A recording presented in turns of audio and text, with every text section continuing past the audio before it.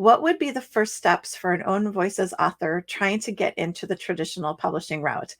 And can I just say, wow, like that is a huge question, but I'm going to do my best to give you some kind of general guidance. Again, without knowing your specific career path or your specific career goals, I can't give you specific advice. So this is going to be general advice.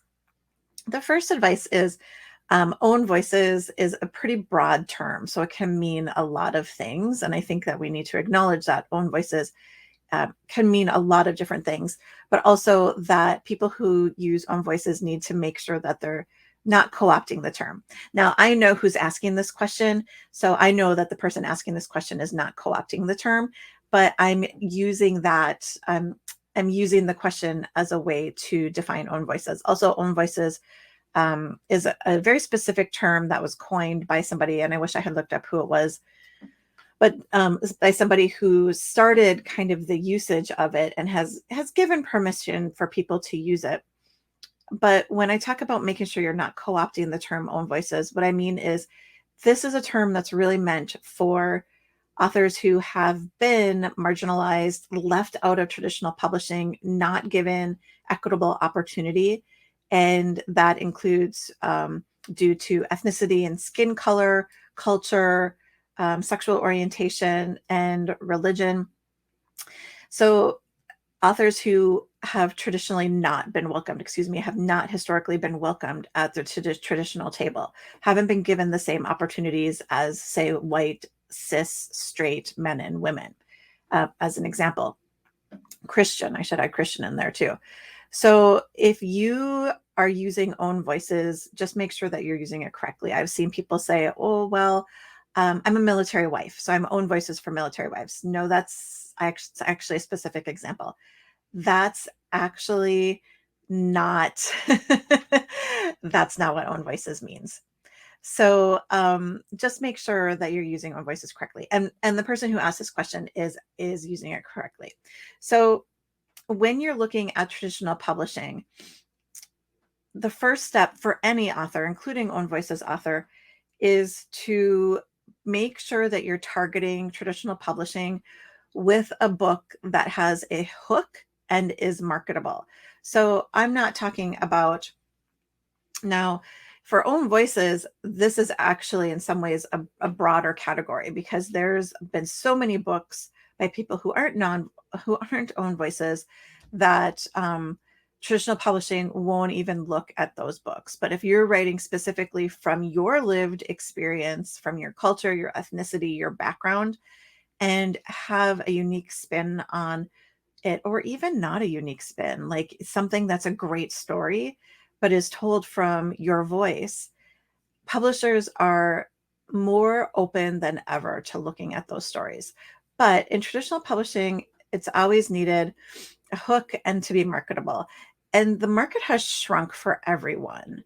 And by that, I don't mean like James Patterson saying, oh, white men can't get contracts anymore. That's not what I mean. By that, what I mean, the market has shrunk for everyone is that traditional publishing has less opportunity in mass market. There's less shelf space in the stores being dedicated to like the big box stores like Walmart or Target, for instance, being dedicated to books. So they are shrinking their lists. The traditional publishing lists are not nearly as huge as they once were.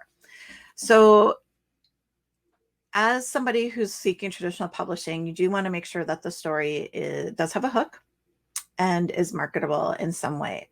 So once you've determined that traditional publishing is your market, is this the way you want to go, then you need to write the book, because very few people are going to take queries or incomplete manuscripts. Caveat, unless you have something that is so wildly unique and never seen before that they want to get it under contract immediately. That's the caveat. So write the book. And then as you're writing, as you're getting near the end of the editing process, you can start the query process. So you're going to start querying agents first. And the way to do that is to look at places like Publishers Marketplace, Query Tracker, Manuscript Wish List, or hashtag MSWL on Twitter, or even Twitter pitches, and see what agents are taking what you're writing. And in the case of Publishers Marketplace, look for people who have sold what you're writing. Excuse me. You don't just want any agent. You want an agent who is actually selling, and who is selling in the genre, in the market that you're writing in. So you're going to query agents. Keep in mind that querying agents is not a short process. It does take a considerable amount of time. It can take a year or longer to query agents. Response times vary anywhere from about 3 months, probably to 9 months, depending on the agent. So don't just query one agent at a time. Query like a list of agents. So like say 12 to 15 of your top agents. And then if you have kind of like a B list of agents who you're not as sure of, once your responses start coming in, if they're rejections, you could start querying that second tier of agents. One of my tips that you can do is you can actually test your hook with agents, and that's even before you're done writing the book. Let's say that there's a Twitter pitch that you want to participate in, and you're wondering if agents are going to be interested. You can write your you can write your pitch and participate in those Twitter pitch contests and just see if there's any interest, because that's a really interesting way of seeing if your book is going to be potentially viable in the market. It is not a foolproof way, because some people are great at writing pitches, but not that great at writing the book. Or some people are great at writing the book, but terrible at pitches. So it's just one kind of small trick that you can use. You also want to make sure that you do know what's on the market and selling, because publishers, traditional publishing, kind of tends to buy in like, they're all kind of looking for the same thing. Like as soon as something hits, everybody's looking for the same thing. I would use in romance, I would use the contemporary rom-com as an example right now. And they're using the word rom-com to mean everything under the sun, practically, that's contemporary and has a hint of romance. But you do want to make sure that there's some publisher who's buying in the general realm of whatever you're selling. My biggest tip for people who are writing own voices and researching own voices is to look and be aware of the agents and the publishers who are going to be good advocates for you. So you don't want to just work with somebody who's taking on own voices work because that's the thing that everybody does, but you want to be working with an agent or a publisher who believes in your book, who wants to be your publishing partner, and who has a good track record of standing behind their own voices authors, and has a good track record of putting marketing money.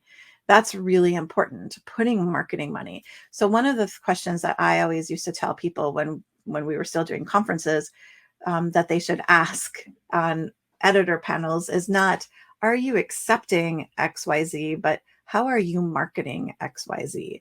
And you want to know how somebody is going to market your book. Because one of the biggest things that I saw in publishing was that publishers would be like, well, we need to take own voices books because people are going to notice if we're not publishing own voices.